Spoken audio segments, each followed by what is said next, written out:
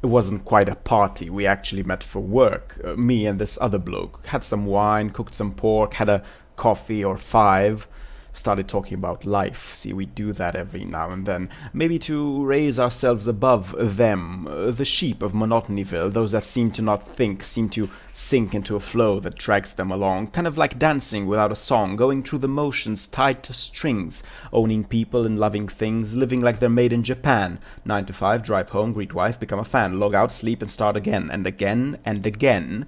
And then, well, then they sit in their rented house with their rented spouse, feeling like a mouse inside that endless maze called life, and they amaze, well, me and this bloke and others like us, who don't fuss about possession and techno-depression and global recession, things that just cause aggression and fear that at the end of the year life will just end. With 1,000 people on Facebook but without a friend, with a full bank but an empty soul. A hole where your legacy should be.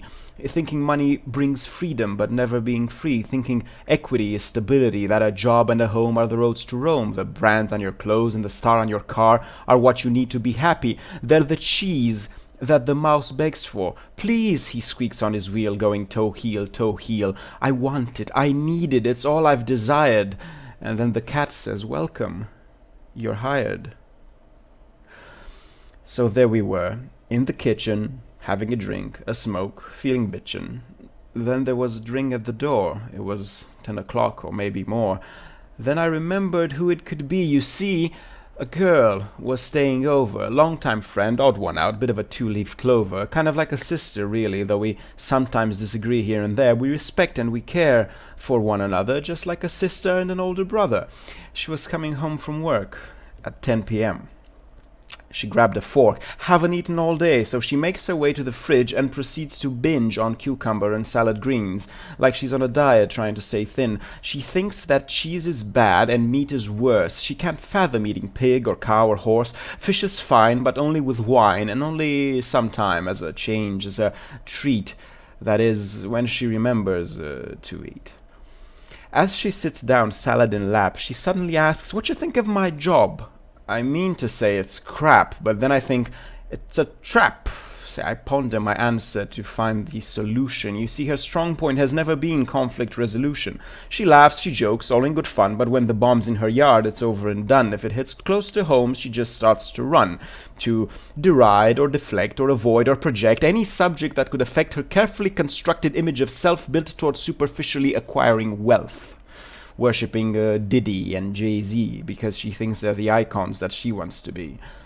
So you see, I had to consider my words carefully. You ask, I begin, because you want confirmation. You want to know if this is really your only choice or if it's just some fabrication. You hate it, though you try your best to pass the test of tolerance required to withstand 50 slobs that can't even speak the language required to do their jobs, that don't understand explanations that fall short of even expectations of kindergarten teachers, who admittedly don't have to deal with these assholes and bitches that you need to endure on your road to riches, that drink to their nose and breathe through their mouths. I found because it never crossed their minds to try the other way around. She was staring agape like she choked on a grape. Was my insight unexpected, or was that shock and horror I detected? Without missing a beat, cutting off her retreat, I continued, "What's more, you hate the fact that you've worked hard for a degree from a foreign film studies university that you thought would help you create art, that you thought would be the start of a smashing career in a business you love. You wanted a name and fame and changing the face of the world, but instead you're in a place you hate, and it's very late. And you feel your life slipping away day after day, going from bad to worse, hoping you could leave this country that keeps dragging you back like the island in Lost, like a curse, like the wrong train on the wrong track, going the wrong way, killing you softly day after day. And if you think I meant to talk using lyrics from songs, well, you'd be wrong." She took a moment, ate a bit of her lunch, chewed cucumber with a crunch, swallowed, and said, "Nah, it's not that bad, it's all in your head." Well, I wanted to say more, but it was beyond clear that she didn't want to hear the rest. She started talking about Kanye West. She praised his success. She admired what she called courage and class when he stepped on stage drunk, behaving like an ass. Taylor Swift sold albums on iTunes, and that's why she won. Beyoncé had a much better video. It was all a con.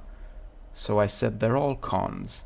Each and every one. The VMAs, the Oscars, they're all in good fun, but they don't care about quality or art or if it moved you. They offer prizes to cash flow, budgets, and revenue. Who cares if it's bad? Who cares if it's worse? Who cares if it's beating the same dead horse that already starred in a dozen other movies and will probably star in a dozen more? Like a tired old whore that keeps coming out. Even if she looks like dead wood and smells like dead trout, she'll keep coming back with some new makeup on, year after year, without shame or fear, and people will cheer. Because CGI can still make her fly, and casting Denzel can still help her sell. So what if it's Pocahontas in space, or the 23rd film about the extinction of the human race at the hands of zombies, or vampires, or carnivorous ducks? They don't give a fuck. Paint that shit gold, add cologne for the smell, and it will sell. And then it'll get awards. It won't be long until people stop making entertainment for the sake of art. They'll stop making music for the souls and films that are smart or deep or truly funny. They'll just repackage old crap so it makes the most money. It'll be shallow and drab but with a cool shiny poster, and it'll be enough to make it top the roaster.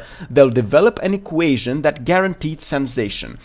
That takes 1 part angsty high school girl, add gorgeous vampire, give it a whirl, add a dash of dark antagonist and give it a twist, thin the soup out so it covers 3 books, cast the actors solely on looks, and launch it worldwide with massive acclaim, make millions retire and bask in the fame. So it's not art. Big deal. Art's always been the 5th wheel, why stop now? Is it that hard to get it through their thick head that artists should be acknowledged before they're dead? That prizes should be awarded based on creativity and innovation, on touching the souls of 100 nations, on grasping the essence of human existence and emotion, on the notion that the industry should not only entertain facial muscles, but your heart and your brain? And then once in a while comes Jeux d'Enfant or The Green Mile or Paolo Nutini or what the hell, even Adele.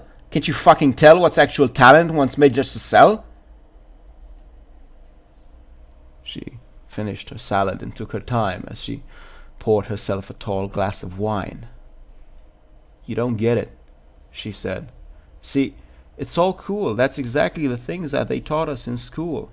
No one cares about art or reinventing the wheel or about making your public think or feel. It's all about how many tickets you sell. That's how you tell if your movie's done well. But what about cultural legacy and creating for posterity? No, not relevant in the least. Just like that distant cousin you invite to the feast, partially because you have to, partially because he's sad and alone, and you sort of give him a bone and take him into your home, and then you kick him out at the end because he's not really your friend. Your only friend is money. And he's so awesome and funny, and you just want to make more, because then you can live your life like a party with drugs and alcohol and excess, and getting caught naked in a limo by the press. And then you can OD at 35 and say, yeah, baby, I fucking live my life. And with that, she dunked her glass in one breath, refilled, cube-chilled, lit up a smoke, and me and this other bloke, well, we remembered we actually met for work. So we finished our cold coffees and the reheated pork, and then we left the kitchen feeling a lot less bitchin' than we did before. Because then it was 10 p.m. and now it was around 4. And we had work to do, so we could make some of that ever-elusive money. It really wasn't funny.